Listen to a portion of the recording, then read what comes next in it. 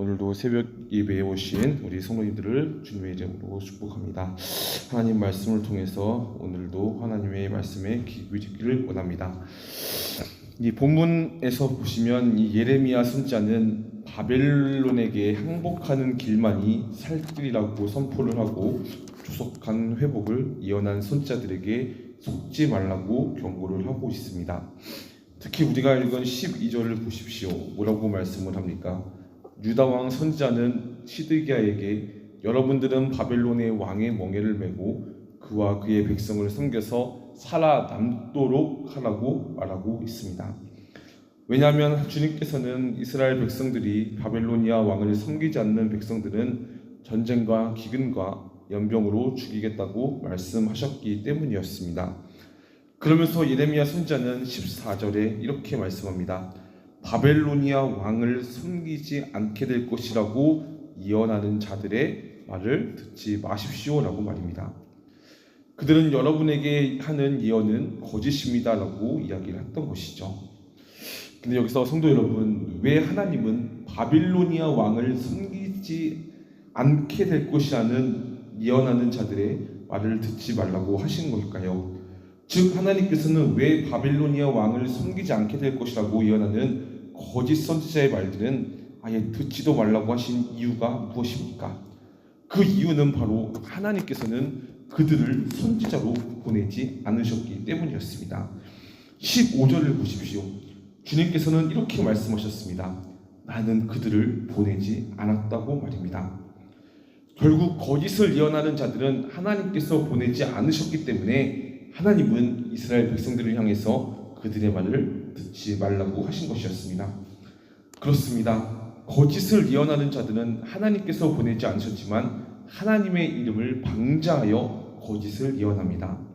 특히나 16절을 보십시오.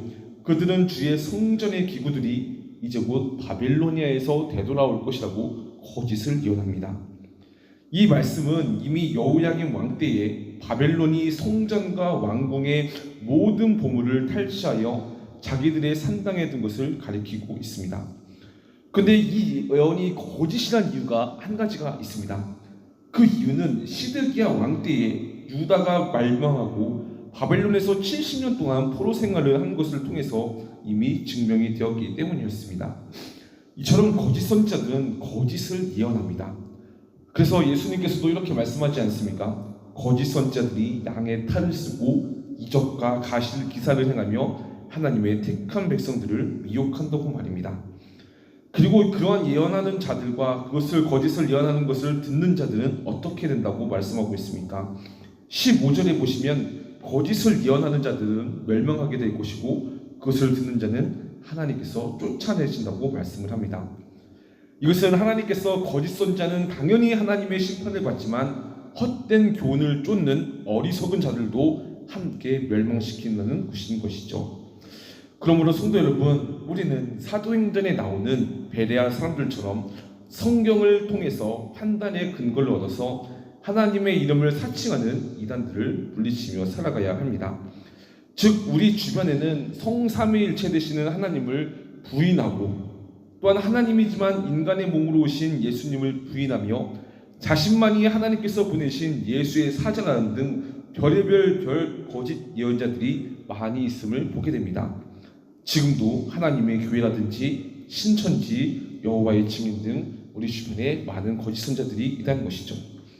게다가 기독교 안에도 하나님의 말씀이 아닌 하나님의 음성을 듣는 신사도 운동과 하나님의 직접 계시가 있다는 신사도 운동, 또한 하나님을 이곳에 초대한다는 등 관상기도와 같은 거짓을 말하는 자들이 많이 있습니다.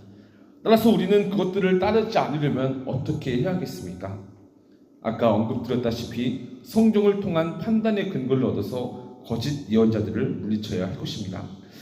정말로 세월이 흐르면 흐를수록 거짓 예언을 하는 자들은 점차 늘어만 가고 있습니다. 또한 성도들은 이로 인해서 거짓의 유혹에 빠져서 삶을 살아가기도 한다는 것이죠. 하지만 그럴수록 우리는 어떻게 해야겠습니까?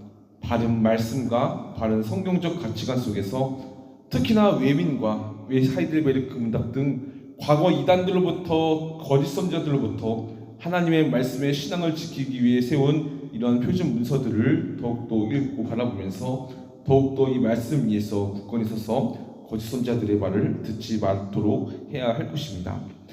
근데 성도 여러분, 이렇게 하나님께서는 당시 백성들에게 거짓 선지자의 예언들을 경계하라고 말씀하신 이유가 무엇입니까?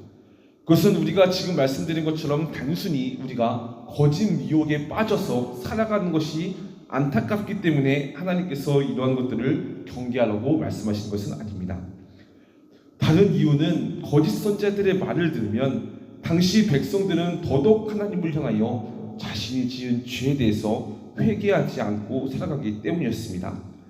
즉 이스라엘 백성들은 목이 굳은 백성으로서 하나님의 말씀을 들어도 회개하지 않는 자들이었기 때문에 그들은 그런 거짓 선지자들의 말을 통하여 즉 그들이 말하기를 바벨로니아에 가서 그런 심판을 받지 않게 됐다는 그런 이상한 소리를 하고 있는 그런 자들의 말을 들으면 더더욱 자신들의 죄의 행위에 대해서 회개하지 않고 살아가기 때문에 이렇게 하나님께서는 거짓 선지자들을 경계하라고 말씀을 하신 것이죠. 정말로 하나님은 회개의 능력조차도 상실한 백성들을 포기하지 않으시고 그들을 치료하기 위해서 멸망과 유배라는 특단의 조치를 취하셨습니다. 성도 여러분, 예레미야 선지자를 통하여 하나님께서 백성들에게 선포한 것이 무엇입니까? 너희들은 바벨로니아에 가서 포로 생활을 하면서 그들을 섬기며 살아가라고 말씀하셨습니다. 그 이유는 그러한 포로 생활의 어려움을 통해서 자신들의 죄를 하나님께 회개하고 고통과 아픔 속에서 하나님만이 의지하는 길만이 삶의 살아갈 길임을 명시하도록 하기 위함이었습니다. 하지만 거짓 선지자들은 그러한 삶을 살아가지 않아야 된다고 하나님께서 말씀하셨다면서 자신들의 그 이스라엘 백성들의 자신들이 지었던 죄에 대해서 회개하지 않고 삶을 살아가도록 계속해서 유혹을 하고 있습니다. 따라서 하나님께서는 이러한 거짓 선지자들의 말을 경계하면서 그들이 고통 속에서도 하나님께 부르짖으며 회개할 수 있다는 것이 얼마나 하나님을 의지하며 삶을 살아가는 거룩하고 복된 삶임을 하나님께서는 이러한 말씀을 통해서 우리에게도 알려주신다는 것이죠. 따라서 성도 여러분, 유다에게 남은 유일한 회복의 길은 용서와 구원의 길에 대한 기대를 포기하고 심판을 통과하는 것뿐이었습니다. 따라서 하나님께서는 예레미야 선지자를 통해서 하나님의 심판을 받아들이게 말씀을 하셨던 것이죠. 근데 오늘날 우리의 이 말씀을 우리에게도 적용하자면 마찬가지입니다. 우리는 고통이라는 것을 너무나 싫어합니다. 어려움이 있다면 그것을 너무나 싫어합니다. 하지만 고통과 어려움 속에서도 우리를 향한 하나님의 분명한 메시지는 있습니다. 왜냐하면 아프기 때문에 병원을 찾는 것처럼 우리가 고통스럽기 때문에 더욱더 하나님을 의지하도록 그러한 고통을 허락하신다는 것이죠. 따라서 고통이 없는 삶을 살아가고 행복한 삶을 살아가려고 하는 거짓된 세상의 메시지, 즉 내가 느끼는 대로 내가 생각하는 대로 행복하면 된다고 하면, 그리고 또한 고통이 있으면 그것이 잠시 지나가는 것뿐이라고 대체로 그냥 고통에 대해서 왈가불가하며 넘어가는 세상의 유혹 가운데 우리는 오히려 그것들의 말에 속지 말아야 할 것입니다. 즉 하나님께서는 고통을 통해서 우리에게 주시는 메시지가 분명히 있다는 것입니다.